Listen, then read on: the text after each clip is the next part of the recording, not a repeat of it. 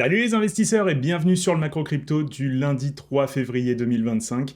On va faire ensemble le tour du marché crypto et comme justement aujourd'hui le marché il est en train d'ouvrir vraiment dans le rouge et qu'il y a eu quelques nouvelles quand même assez intéressantes, on va regarder ça ensemble et essayer de faire un petit peu le point sur où on en est en ce moment. Comme je t'avais dit, moi j'avais déjà baissé ma pondération en crypto en fait il y a à peu près 2 semaines de ça, parce que justement, on avait quand même beaucoup d'euphorie sur le marché avec le Trump Coin qui était arrivé, etc. Moi, je trouvais que ça faisait beaucoup d'engouement avec un événement potentiellement sell the news, c'était l'arrivée de Trump à la présidence, et peut-être une petite déception en fait des investisseurs qui pensent que parce que Trump est arrivé, tout va se mettre en place immédiatement, alors qu'en réalité, ça va prendre beaucoup de temps même de mettre ces régulations en place. Et donc, même si la perspective d'avenir sur les cryptos peut être bien meilleure maintenant qu'il va y avoir une dérégulation et des personnes qui vont être mises au niveau de la Securities Exchange Commission qui vont être beaucoup plus pro-crypto, tout ça, ça va mettre du temps et les investisseurs crypto, eux, ils veulent en fait de la performance de court terme. Et donc, le fait que ça ne monte pas comme ils l'ont prévu, c'est aussi une déception. Mais là, on a aussi maintenant les tarifs que Trump a mis en place qui vont arriver dès aujourd'hui sur le marché canadien et sur le marché mexicain, plus des taxes de 10% qui ont été mises aussi sur le marché chinois. Et donc, tout ça, c'est vu aussi comme inflationniste au niveau en fait de l'économie américaine et on se demande en fait quel va être l'impact. Et donc ça crée beaucoup de peur et comme il y a beaucoup de retail qui sont sur la crypto, on peut voir que cette peur, elle est vraiment condensée sur ce marché et ça, moi je pense que c'est des mouvements qui sont plutôt erratiques de court terme et qui s'appliquent beaucoup plus aux altcoins qu'aux bitcoins. Et d'ailleurs, c'est ce qu'on va voir un petit peu dans cette vidéo. Pour une fois, je ne vais pas commencer par les indicateurs fondamentaux parce que justement, on va regarder un petit peu l'impact immédiat qu'il y a eu sur les cryptos. Là, on regarde le graphique du Bitcoin. Et en fait, ce qu'on peut voir, c'est que le Bitcoin, pendant la nuit, il est venu chercher ici le bas de range sur les 91 000 $ et il a très bien rebondi en fait sur ce bas de range. Donc déjà, ça, c'est une des premières choses à constater, c'est que pour l'instant, en fait, cette VWAP ancrée que je t'avais présentée du dernier mouvement haussier, donc qui est parti à partir du mois de novembre 2024, là, cette dernière jambe haussière, en fait, ça représente la moyenne de prix de transaction par rapport aux volumes qui ont été transigés. Donc ça, c'est beaucoup plus précis en fait qu'une moyenne mobile, parce que comme ça tient compte des volumes, on sait exactement où se trouve la moyenne de transactions, donc d'achat, on va dire, dans ce cas-là, des personnes qui ont acheté depuis cette dernière jambe haussière. Et donc là, on voit qu'on est pile sur cette zone des 94 000, 95 000 $, et que pour l'instant, cette zone, elle a l'air de tenir. Donc tant qu'on n'a pas une véritable clôture en dessous de cette zone, je dirais que les investisseurs de court terme ne sont pas extrêmement inquiets par rapport au Bitcoin, et donc ça peut déjà nous donner un petit point pour se rassurer sur le Bitcoin. Ensuite, on a ce bas de range, et moi j'ai indiqué de nombreuses fois dans mes vidéos que le bas de range, c'est déjà une bonne localisation pour acheter, mais c'est aussi un endroit qui fait peur, et on va souvent aller chercher des liquidations avec des mèches comme ça. Donc là, pour l'instant, au niveau des liquidations, on va le voir après, mais je pense qu'on n'est pas encore tout à fait allé faire le ménage là-bas en dessous. Pour ce qui est de la Bitcoin dominance, tu peux voir que la Bitcoin dominance, elle est remontée très fortement et elle est même allée quasiment toucher les 64 qui était la zone vraiment que j'avais notée ici. Donc si tu regardes au niveau du weekly, ici tu vois ça a fait sommet plusieurs fois, ça a fait résistance plusieurs fois. C'est pas extrêmement précis parce que bien sûr, comme d'habitude sur un graphique, il y a toujours des petits dépassements, il y a toujours des petites anomalies, on va dire, mais on peut voir que cette zone, elle a été très importante par le passé et que là, encore une fois, elle a été importante. Pour l'instant, ce qu'on peut constater, c'est que la dominance du Bitcoin continue à être à la hausse et que donc il y a beaucoup plus d'avantages à être sur le Bitcoin puisque c'est lui qui attire les capitaux, il est moins volatile et protège mieux le capital et il y a beaucoup plus de chances d'être un investisseur gagnant en étant sur le Bitcoin qu'en étant sur des altcoins. D'ailleurs, si tu regardes la différence avec le Total 3 qui ne tient compte que des altcoins, on est allé rechercher des niveaux très bas et pour l'instant, ça a l'air de tenir. Donc ça, c'est le bon point, c'est que là, pour l'instant, on a l'air d'avoir trouvé un genre de bottom sur cette zone qui est très importante. Mais attention, si on commence à s'enfoncer là-dessous, ça va sentir très mauvais. Si on regarde le total 2, c'est encore un peu plus moche parce que l'Ether, il a pris super cher en fait sur ce mouvement. Ça a été vraiment une catastrophe à ce niveau-là. Donc bien sûr, on va regarder un petit peu l'Ether contre le BTC.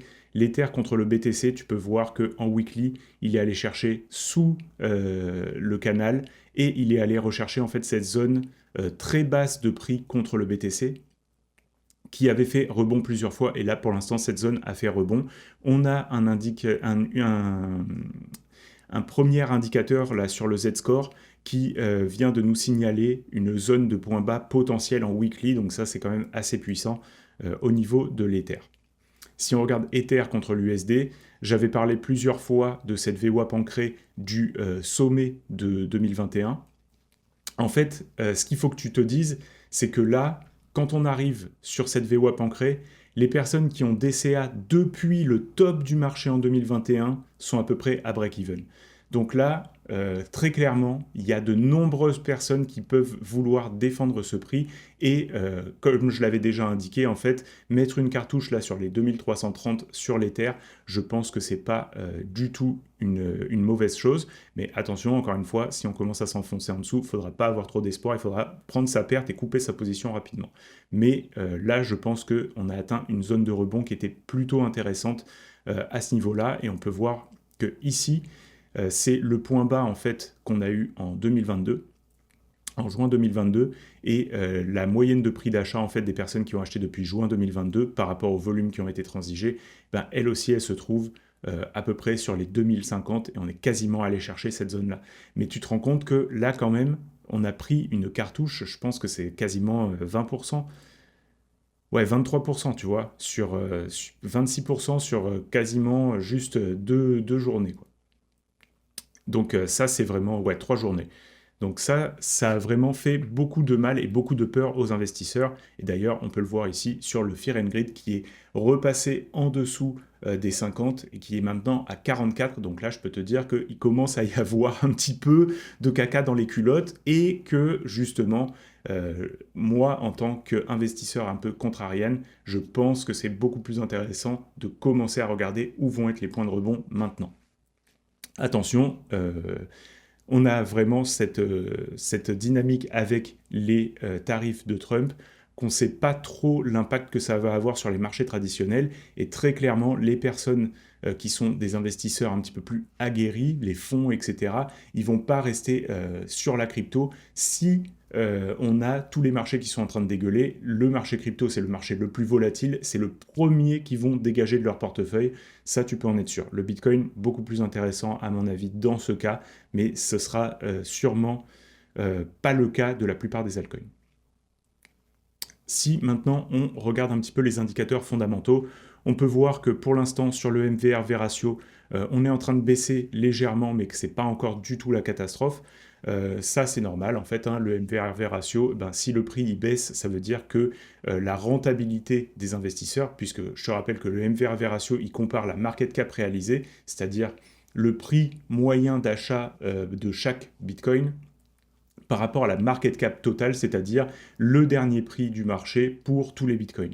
Et donc ben, là, ça veut dire simplement que le prix moyen d'achat des bitcoins, eh ben, il commence à se rapprocher du prix courant du bitcoin, et donc ben, simplement qu'il y a moins de profit en fait sur la table. Donc ça, on pouvait s'en douter. Ici, sur le SOPR, on peut voir que pour l'instant, on n'a pas encore enregistré des fortes pertes, mais je ne serais pas étonné que ça change. En fait, là, on est encore sur le 1er février. À mon avis, quand on va passer sur les datas d'aujourd'hui, je ne serais pas étonné qu'on ait un pic en fait en dessous des 1, ce qui nous indiquerait qu'il y a beaucoup de personnes qui ont revendu leur Bitcoin à perte. Ensuite, si on regarde le NUPL, qui nous donne les profits et pertes non réalisés, ben on peut voir qu'il y a encore énormément de profits non réalisés, mais là, je pense que justement, cette baisse pourrait faire peur et donner envie à des personnes de réaliser certains profits. Pour ce qu'on voit du inflow sur les exchanges, il n'y a aucun inflow sur les exchanges, donc là, les personnes qui ont des bitcoins à déposer sur les exchanges pour revendre l'avaient déjà fait, et avait déjà revendu en fait quand on avait atteint au-dessus des 100 000 $. Et là, on ne voit pas de nouveaux dépôts de Bitcoin, donc ça veut dire qu'il n'y a pas de phénomène de panique de par les personnes qui sont des holders d'un petit peu plus long terme ou qui ont des capitaux un petit peu plus importants.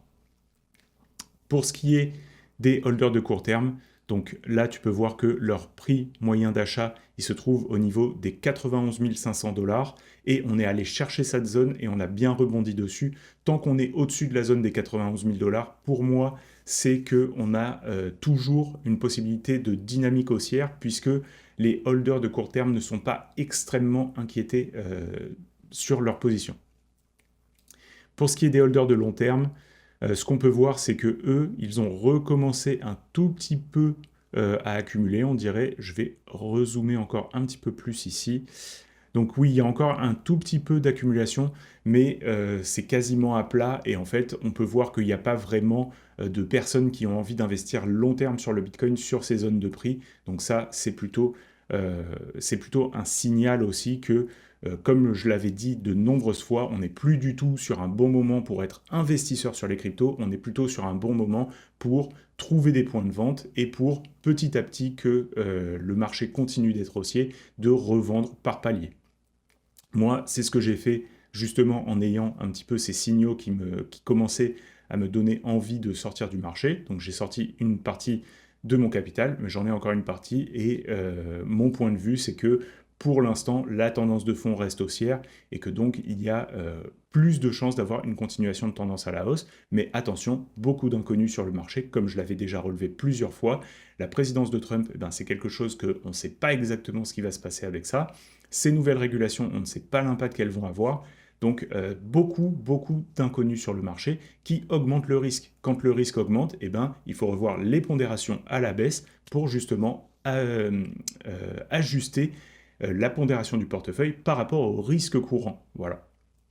Donc le but, c'est vraiment de faire cet exercice, d'essayer de se poser la question de quels sont les risques sur le marché et justement, est-ce qu'ils ont augmenté ou diminué par rapport à avant. Et si les risques ont augmenté, donc c'est-à-dire déjà le prix est beaucoup plus cher, donc le risque est beaucoup plus élevé puisqu'il y a beaucoup plus de volatilité. Donc ça, c'est une mesure que tu peux prendre de façon empirique sur le marché. Mesurer la volatilité, ça se fait très bien. On a le VIX, par exemple, qui la mesure. Mais toi, tu peux aussi mesurer les amplitudes sur ton graphique et voir si la volatilité a augmenté. Donc ça, c'est vraiment facile, avec même des indicateurs qui sont faits pour ça. Tu as donc cette mesure de la volatilité et d'un autre côté, d'un point de vue un petit peu plus subjectif, tu peux regarder ce qui est en train de se passer dans les nouvelles, etc.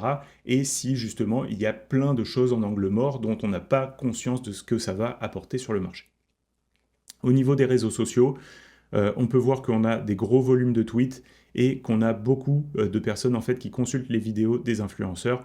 Donc moi je pense que ça nous dénote en fait qu'il y a un besoin de se rassurer sur ce qu'on a acheté. Et ça c'est quelque chose, je pense, d'assez mauvais. Le fait que les personnes consultent autant de contenu, ça veut dire qu'il y avait beaucoup de personnes qui n'étaient pas aguerries et qui ne prennent pas leurs décisions par elles-mêmes, qui se sont fiées à des influenceurs et maintenant elles vont chercher de se rassurer chez des influenceurs. Donc ça, c'est aussi quelque chose dont il faut tenir compte.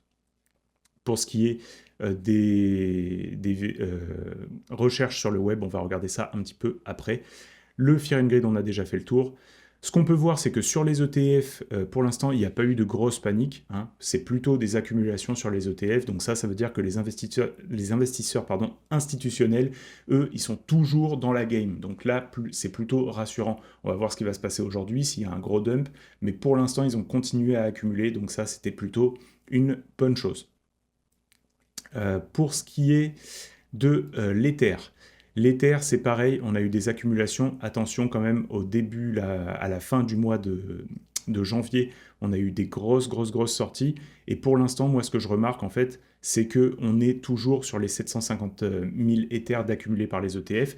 Et ça n'a pas beaucoup bougé, en fait, depuis les 2 derniers mois.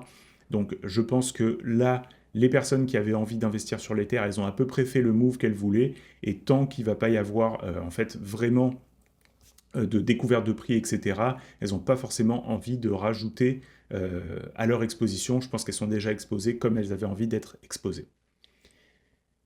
Pour ce qui est du marché chinois, rien de spécial, et les liquidations, donc là tu peux voir très intéressant, en fait, quand on a eu ce rebond ici, ça a créé en fait une grosse zone de liquidation au niveau des 92 000 dollars. Donc très forte chance qu'on se fasse une bonne mèche pour aller encore chercher ça.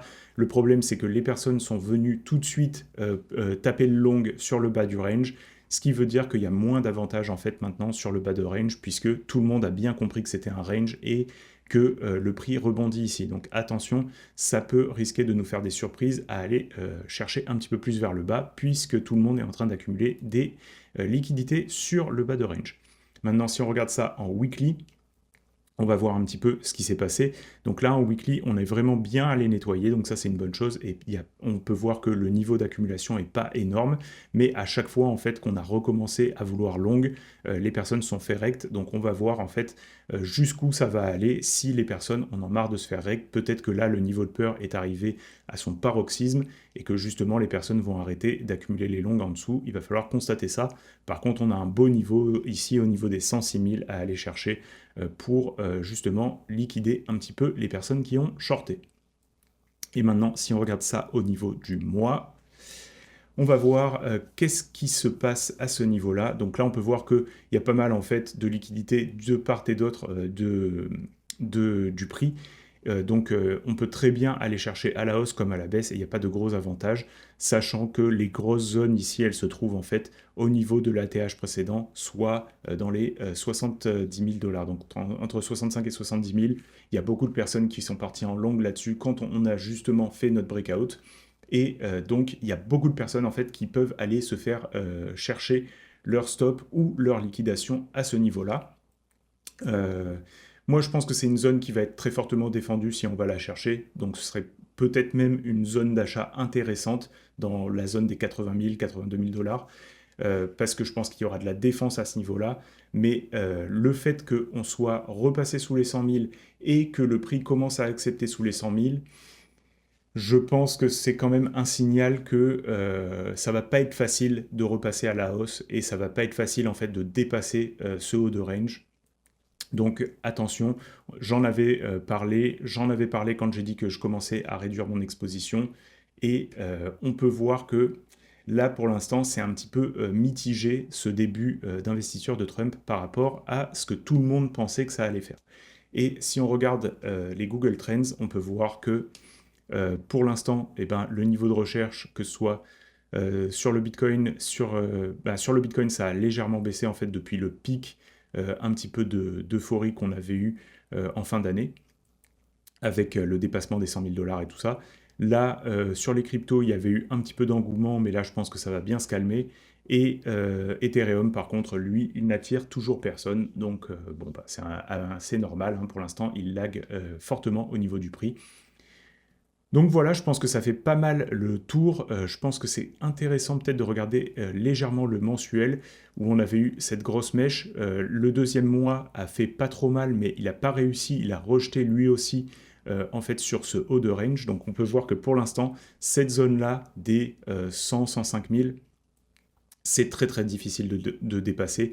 Et là, on s'est encore une fois bien fait rejeter. Donc ça commence à ressembler un petit peu à ce qu'on avait ici. Donc ça, c'est pas une mauvaise chose. Le fait qu'il y ait des grosses mèches ici, pour moi, ça m'indique qu'au moment où les personnes sont les plus euphoriques parce qu'elles pensent qu'il va y avoir un breakout, eh ben, il y a des gros portefeuilles qui leur déchargent les bitcoins à la gueule. Donc attention, le haut de range, il est très risqué. Le bas de range, pour l'instant, il est bien défendu avec cette VWAP ancrée que j'ai montré, qui, à mon avis, fait du sens. Donc acheter à ce niveau-là, j'ai rien contre pour les personnes qui font du trading.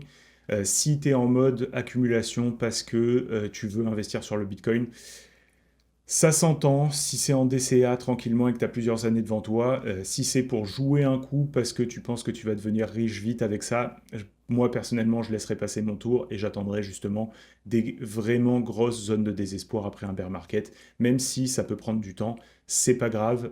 Là je pense qu'on n'est plus dans les moments où on fait des énormes multiplicateurs. Voilà. J'espère que ça a fait un bon point là-dessus. Pour ce qui est des altcoins, eh ben, je t'ai montré que c'était la catastrophe. En fait, si je te montre au niveau des altcoins contre le BTC, Donc là, ici, j'ai une liste de plein d'altcoins que je surveille. Tu peux voir que contre le BTC, elles se sont toutes prises du -7, -10, -15%. Donc il n'y en a pas beaucoup qui surperforment contre le BTC aujourd'hui. Une seule que j'ai trouvée assez notable, pardon, c'est pas ça que je veux te montrer, c'est le macro crypto. Voilà ici. Une seule que j'ai trouvée assez notable, en fait, c'est OM contre BTC. OM contre BTC, elle continue à être dans une très forte tendance haussière. Elle fait même du début de découverte de prix. Donc là, ça c'est assez impressionnant. C'est un coin qui agit sur les real world assets, qui est dans une très forte tendance haussière, tellement forte que ça prend même pas en fait en compte ce qui est en train de se passer en ce moment. Alors attention, ça peut se retourner tout aussi vite, hein. On n'est pas à l'abri justement s'il commence à y avoir catastrophe sur le BTC, tout va être tiré à la baisse, mais on peut voir que ce coin-là, il a de l'attraction et il résiste très bien dans les moments de baisse, donc c'est plutôt intéressant à regarder. Voilà. Ça fait le point sur ce que je voulais te dire par rapport au marché crypto. N'oublie pas de me laisser un like, un commentaire et de t'abonner à la chaîne pour m'aider justement pour le référencement et si tu aimes ce type de contenu. Et on se retrouve la semaine prochaine pour une nouvelle vidéo. Bye!